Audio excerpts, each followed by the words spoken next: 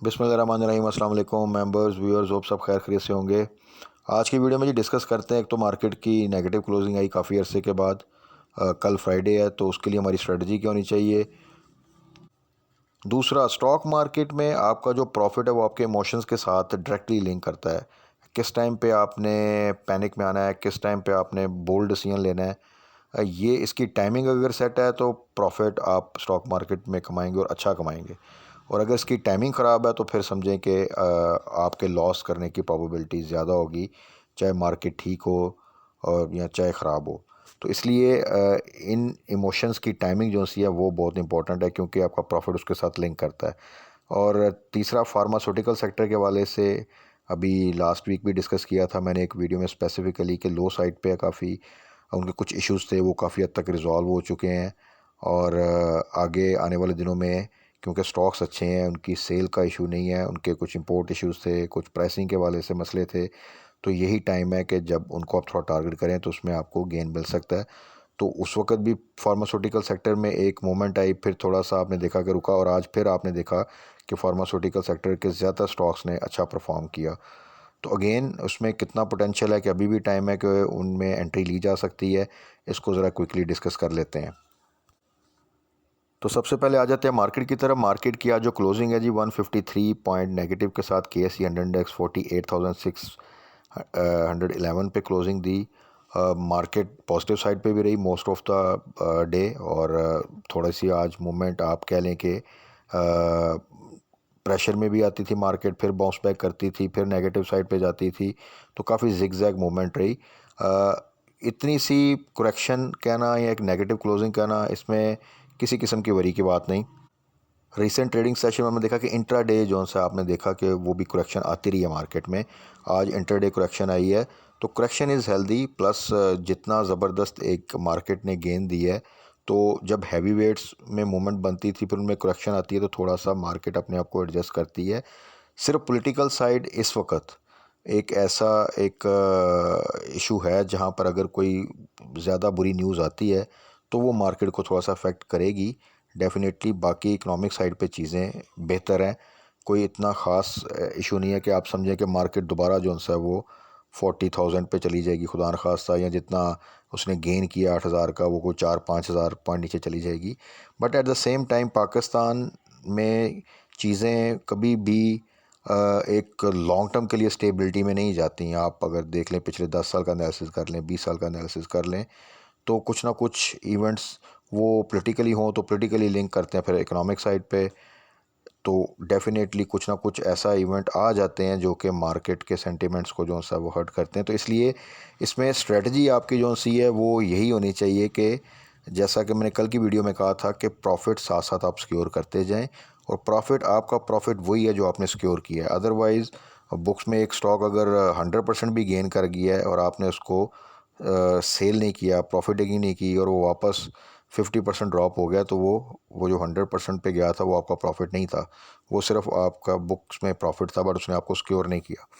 तो इसलिए right time पे साथ साथ प्रॉफिट सिक्योर करना वो एक अच्छी स्ट्रेटजी है। दूसरा सबसे बड़ा इमोशन जो डिस्कस कर रहे थे कि राइट टाइम पे घबराना और राइट टाइम पे बोल्ड डिसीजन लेना, ये अगर आपको स्टॉक मार्केट में आ गया और इसकी टाइमिंग आपकी अच्छी हो गई तो फिर आप बुरे वक्त में भी कुछ ना कुछ कमा जाएंगे, या एटलीस्ट लॉस से बच जाएंगे, और अच्छे वक्त में बाकियों से ज़्यादा बेहतर कमाएंगे।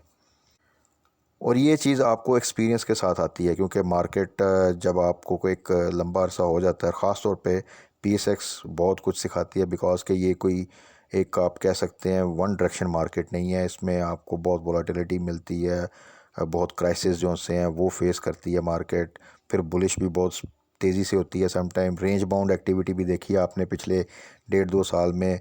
आपने ये एक एग्रेसिव बुल रैली भी देखी आपने आपने एग्रेसिव किस्म का ड्रॉप भी मार्केट में देखा। तो वो काफ़ी कुछ सिखा जाता है अगर आप उसको प्रॉपरली सीखना चाहें। और इसमें भी वो लोग ज़्यादा अच्छा एक्सपीरियंस लेते हैं जो एज ए इन्वेस्टर और जो लॉन्ग टर्म के लिए मार्केट को देखते हैं और उसी तरह एक्ट करते हैं। अगर जो शॉर्ट टर्म में मार्केट को देखता है और सिर्फ डे ट्रेडिंग पे बिलीव करता है और ये देखता है कि यार 6 माह में, साल में बस एक ज़बरदस्त किस्म का गेन आए तो बस उससे मैं फिर कुछ और कर लूँगा, वो कभी भी सीख नहीं सकता। कोई डे ट्रेडिंग आपको जो सा है वो आपको प्रॉपरली ना तो पेशेंस सिखा सकती है, ना आपको वो सिर्फ आपको फ़ौरन पैनिक में आना, फ़ौरन डिसीजन लेना। तो वो मार्केट ऐसी है नहीं। मार्केट एक लॉन्ग टर्म इन्वेस्टमेंट है। मार्केट एक ऐसी आपके लिए एक पैसिव इनकम का ज़रिया बन सकती है जिसको आप साथ साथ लेके चलें। तो फिर आप मार्केट में एक अच्छी स्ट्रेटजी भी बना लेते हैं। अच्छे स्टॉक्स में अगर डिप आया तो उसमें क्या स्ट्रेटजी होनी चाहिए, तो वो बहुत ज़रूरी है। अब पैनिक अगर आप देखें उस वक़्त करते हैं जबकि मार्केट में उस सेक्टर में उस स्टॉक में कोई न्यूज़ है और आप उसमें से एग्ज़िट लेते हैं तो वो आपके लिए अच्छा होगा। अगर आप पैनिक उस वक़्त करते हैं कि एक स्टॉक है जिसमें कोई न्यूज़ नहीं, लेकिन वो लो साइड पे है और ज़रा सा वो मार्केट ने डिप लिया और आपने पैनिक में आके उसको सेल कर दिया, अगले दिन वो जो सा वापस रिकवर कर गया, तो वो आपका गलत डिसीजन होगा। इसी तरह बोल्ड डिसीजन क्या होता है कि एक अच्छा स्टॉक है, बहुत लो साइड पे आया हुआ है, तो वहाँ पे आपने डिसीजन लेना है एज ए इन्वेस्टर। अगर आप देखेंगे तो वो राइट टाइम होगा जहाँ पे आप बाय करेंगे। और आप वैरेन बुफे के कभी स्टडी करें तो वो टारगेट ही उन स्टॉक्स करते थे कि जो स्टॉक, वो अक्सर एक बड़ा मशहूर मकौला है कि जब सब डरते हैं वो टाइम बेसिकली बाय करने का होता है, और जब सब लालच में होते हैं तो वो टाइम बेसिकली सेल करने का होता है।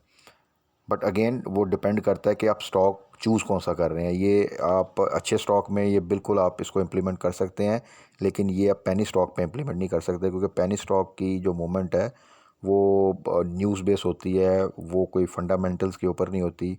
और आपने ये देखा भी रिसेंटली कि 8,000 पॉइंट मार्केट ने गेन कर लिए, पेनी स्टॉक कुछ कई वहाँ के वहाँ खड़े हैं। और इसी तरह अगर मार्केट डाउन साइड पे होगी और किसी पेनी स्टॉक में कोई न्यूज़ आ जाएगी तो वो सट्टा चल जाएगा और वो नेगेटिव मार्केट में भी अच्छा परफॉर्म कर जाएगा। तो आपने पैनिक कब आना है ये बहुत ज़रूरी है कि उसकी टाइमिंग सेट हो, और आपने बोल्ड डिसीजन कब लेना है ये भी बहुत ज़रूरी है। जो अच्छा इन्वेस्टर है वो हमेशा लो साइड पे जब बाकी डर रहे होते हैं और वो स्टॉक की तरफ देखते भी नहीं और थोड़ी सी वर्किंग भी नहीं करते कि यार ये फंडामेंटली ठीक है, सेक्टर वाइज ठीक है और ये लो साइड पे मिल रहा है तो इट्स एन अपॉर्चुनिटी, तो उसमें डरना नहीं, बल्कि उसमें उस वक्त आपने इन्वेस्टमेंट करनी है। बल्कि वो बोल्ड उस वक्त होते हैं जब एक स्टॉक 30-40% गेन कर चुका होता है और वो उस वक्त उस पर जंप इन करते हैं कि यार ये स्टॉक बढ़ा है, इसको ख़रीद लो, और वहाँ से पता चलता है कि वो दोबारा से 15% डाउन पे चला गया है। और फिर उनमें वो पेशेंस भी नहीं होती और वहाँ पे जाके वो 15% पे या 12% पे सेलिंग कर देते हैं और लॉस बुक कर लेते हैं। तो अगर आपकी टाइमिंग सेट है तो फिर आप इसमें स्विंग ट्रेड्स भी इंजॉय करेंगे, आप शॉर्ट टर्म में भी कमाएंगे, लॉन्ग टर्म में भी कमाएंगे। अगर आपकी टाइमिंग ख़राब है तो आप अच्छे स्टॉक में भी लॉस कर सकते हैं।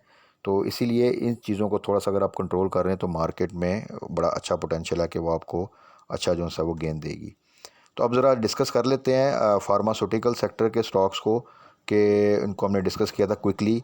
उसमें सबसे पहले एबट एबट का मैंने बताया था आपको कि 400 से नीचे बेस्ट प्राइस है फॉर बाइंग और इन्वेस्टमेंट के लिए। बहुत अच्छा स्टॉक है, 500-600 की प्राइस इजीली आपको जो सा दे सकता है। तो अभी के लिए अभी भी कोई अगर इन्वेस्ट करना चाहता है तो फिर आप 2 स्टेप्स में इसको कर लें।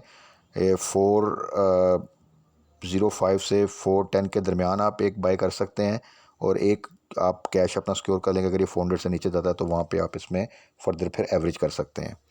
एजीपी जो सा है, एजीपी थोड़ा सा स्लो है, लेकिन इसमें भी पूरा पोटेंशियल है कि यहाँ से अभी लो साइड पे है, तो इसको अभी भी आप डिप पे जो सा 60 बिलो बाय कर सकते हैं। तो यहाँ से आप इसको ईजिली 80 का टारगेट कर सकते हैं। सिटी फार्मा जो है अभी भी लो साइड पे है, बिल्कुल इसको भी आप 24 से नीचे या इवन यहाँ पे भी बाय कर सकते हैं, और आप थोड़ा सा कैश स्कोर कर लें कि अगर फर्दर डिप आता है तो एवरेज कर लें वहाँ पे।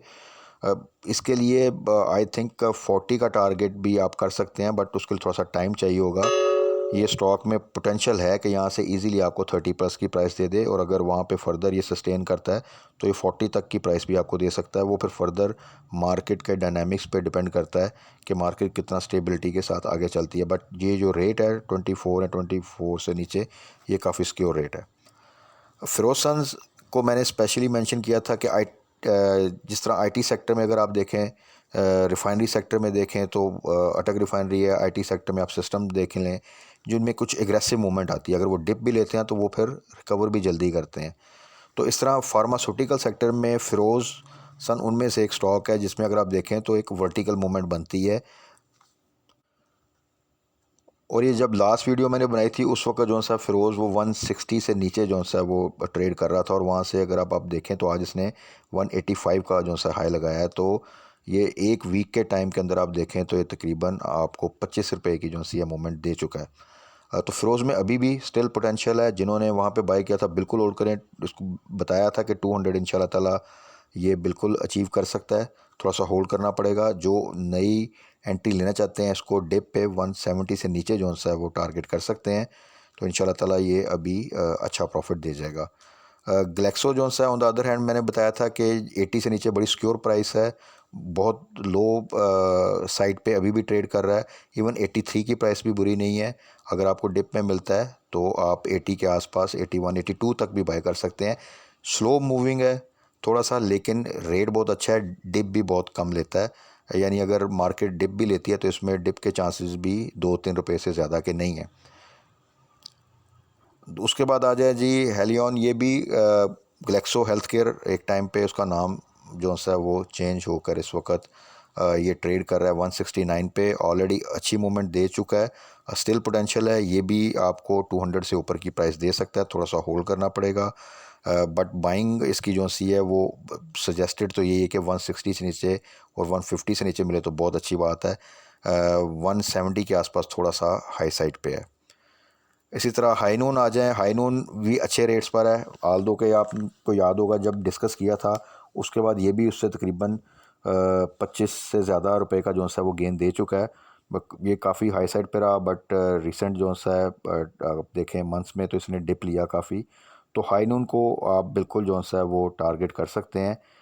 बट अभी 400 के पास नहीं, थोड़ा सा डिप आए 390 से नीचे आता है तो वहाँ पे आप इसको टारगेट कर सकते हैं। IBL health care same a part of सरले, तो दोनों ही लो साइड पे हैं। सरले में तो आज एक अच्छी मूवमेंट बनी, बट IBL हेल्थ केयर भी जो है 36.98 बड़ी ही लो साइड पे अभी भी स्टिल, और पोटेंशियल है इसमें कि आप इसको 50 का टारगेट कर सकते हैं। और सूखा पाक ये भी काफ़ी लो साइड पे है, इसका भी डिस्कस किया था। अगर आप इसका हाई लो देखें 1 ईयर का तो उसमें अभी भी काफ़ी पोटेंशियल है अपसाइड का। आप 1 ईयर लो देखें तो वो तकरीबन 69 बनता है, और हाई देखें तो तकरीबन 200 बनता है। तो उस लिहाज से 82 की प्राइस भी इतनी बुरी नहीं है। सो 80 बिलो इसको भी आप बाय कर सकते हैं। बट हमेशा क्योंकि मार्केट अब हाई साइड पे है, तो अगर कोई स्टॉक ऑलरेडी एक अच्छी रैली बना चुका है और वो किसी दिन आपको 5-6% हाई साइड पे मिल रहा है, तो उससे बेहतर है कि जब वो डिप ले रहा हो उस वक्त अगर आप उसको बाय करें।